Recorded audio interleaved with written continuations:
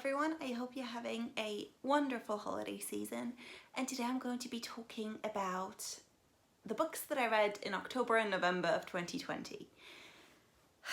Now, one second, in October I read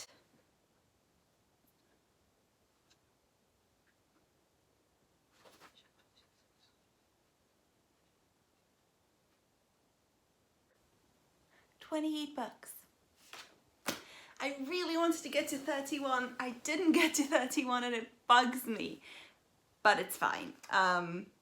Okay, I'm not going to be doing a review of every single book on the list that I read in October, especially because I'm combining it with November, even though I didn't read that much in November. So I'm just going to tell you which books I read, and then I'm going to choose my favorites and I'm going to talk about those. So in October, I read An Extraordinary Union by Elisa Cole, Labyrinth Lost by Zoraida Cordova, A Spy in the House by Y.S. Lee, The Haunting of Hill House by Shirley Jackson, The Canterville Ghost by Oscar Wilde, The Crowns of Crosswalls by D.E. Knight, A Tap on the Window by Linwood Barclay, a Doctor Who comic, The Librarians by Greg Cox, Lady Ruth Chapelstone by Elsie Mawson, The Woman in Black by Susan Hill, The Penultimate Peril by Lemony Snicket, Real Life by Brandon Taylor, The End by Lemony Snicket, Coraline by Neil Gaiman, When No One Is Watching by Elisa Cole, A Roman Holiday by Jodie Taylor, Thief of Time by Terry Pratchett, Turn of the Screw by Henry James, The Turn of the Key by Ruth Ware, A Deadly Inside Scoop by Abby Collette, Muse of Nightmares by Laini Taylor, Don't Call Us Dead by Daness Smith, Ivywood Manor by Tani Liu, Lock Every Door by Riley Sager, Mooncakes by Wendy XU and Suzanne Walker. I'm sorry if I pronounced that wrong, by the way. I am. Daughters of Jubilation by Carolee Corthran, and Dear of the Dead by Britt Brinson. That is a lot of books. And in November I read Loveless by Elise Oseman, Hazel's Theory of Evolution by Lisa Jen Bigelow, The Princess Who Didn't Eat Cake by S.L. Duff Cooper, As Autumn Leaves by Kate Sands, and Perfect Rhythm by Jay. Okay, my favourite books out of this list. I have 6 favourite books in October and 2 favourite books in November. Okay, let's do this. The first favourite book that I read in October is The Agency by Y.S. Lee. You can't really see it very well, I apologise. Now this book was bloody brilliant, okay? This book is my favourite kind of book, which is historical shenanigans of fabulous women trying to either solve a murder or investigate or are just fabulously fashionable or time travel. That is a thing that I love, and it's a very, very white domain, to be completely honest. A lot of the books that do fit that category are written by white people. Not this one. This book is exactly what I love about that type of book, but the author and the main character are both people of color. And it was everything. It was so well written. It was engaging. The romance had me completely broken, and I ship it so bad, and I love it. Guys, this book was everything. I'm just done. It was amazing. Okay, the second book, same reason. Lady Ruth Chapelstone and the Clockwork Suitor by Elsie Mawson. Now this book, again, had the same sort of shenanigan inventor, Victorian era ladies, right? It had an autistic main character, and it was written by an autistic author, and it was everything. Also ace representation. Guys, these books were so good, okay? It was everything that I love about my favorite genre, but diverse. And that's exactly what I wanted. Okay, the next book that I really, really liked is When No One Is Watching by Elisa Cole. Now, that was one of the first thrillers I have ever read. I didn't know if I was gonna like it. I absolutely loved it. I was terrified, I was engaged. It was brilliantly written. It like wrapped me up straight away, and I just didn't stop reading for like a whole day until I finished it. So it definitely makes this list.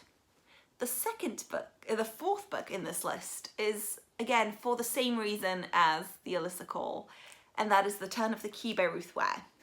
Now this was actually, out of all of the thrillers that I read in October, my least anticipated book.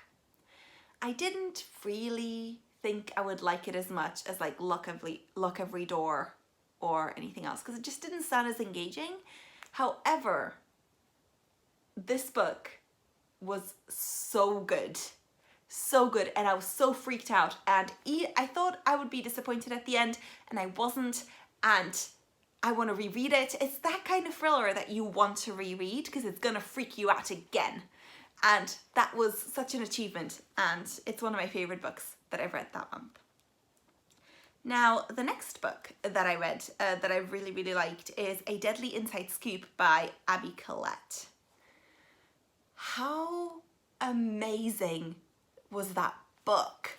Oh my goodness. Lady detective, runs an ice cream shop, fantastic family dynamics. I absolutely loved it. It was everything. It was heartwarming, and it has me thinking about it constantly to this day. I'm planning to make ice cream in the winter because this book has completely changed my opinion about ice cream and when it should be consumed by the public. So I'm gonna be making homemade ice cream this month. It's a thing. Now, the last book that I read in October and absolutely loved is Daughters of Jubilation by Carolee Corthran. Now, this book was brilliant.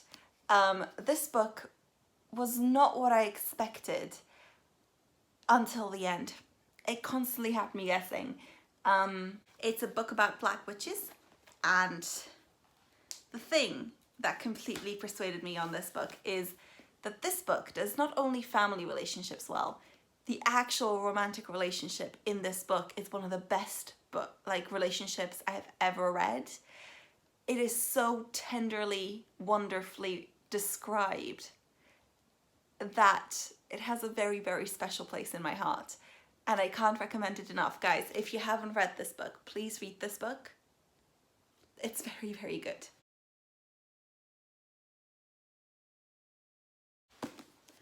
Now, for November. Okay, I'm not ready. Okay, for November there's only 2 books that I absolutely adored, because I haven't really read that many anyway in that month, but I've pretty much adored everything I've read so far this month. It's November the 29th, I think, today, so there you go. I don't think I'm gonna read anything else this month. And the first book that has completely stolen my heart is Loveless by Alice Oseman. Now, I was hesitant picking this book up, as I was hesitant picking up all of the books during my Fantabulous Ace and Aromantic readathon, because it's actually quite difficult to, considering how little representation we have, it's difficult to encompass other people's experiences, especially with something so varied and complex as the Ace and Aromantic spectrum, because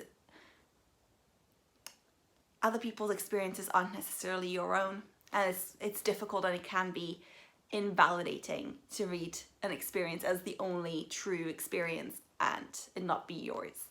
But this book not only clarified some things for me, but it also had me engaged the entire time. I felt very strongly when I was reading it about everything that was going on, and it helped me a lot, and therefore I really, really liked it. I cried, obviously, so thank you, Alice Oseman. And the last book that I read in November that I loved, and I didn't see coming, I almost didn't put it on the list. Like, it was one of those side books that you were like, I might pick it up during the readathon, I might not. The only reason why I picked it up is because they had it on audiobook, so I could consume it faster, which is one of the only books in the list that I made for the Ace Readathon which did that. So I picked it up, I listened to it, and it's one of my new favourite books of the year. That book is The Perfect Rhythm by Jay. Now, I can't completely explain why this book is everything to me. I think it has something to do with the fact that it's a very, very cliche storyline. Like, it's a slightly rundown pop artist returns back to her hometown, reconnects with her family, meets the person that they have a crush on. But it's queer and it's ace. And for some reason that means so much to me, because somehow I never thought that we'd have that. Like, I thought we'd have very innovative stories, but never something as cozy and predictable and wonderful as that genre, that concept. So that was a big bonus. The second one was that I loved the ace representation in that book. I loved how it was discussed. I love how it spoke about things. I loved the relationship. I loved the story. Every time I started listening to that book, my heart just leapt. I was so happy. And it was the coziest book. And again, I don't think I have the words to describe what this book meant to me. So this might not be the same for you. You might not think it that interesting, but for me, it is one of the most precious books on the planet. And on that bombshell, I'm gonna say goodbye. I will see you tomorrow. Thank you so much for watching. And I hope you're having a wonderful holiday season.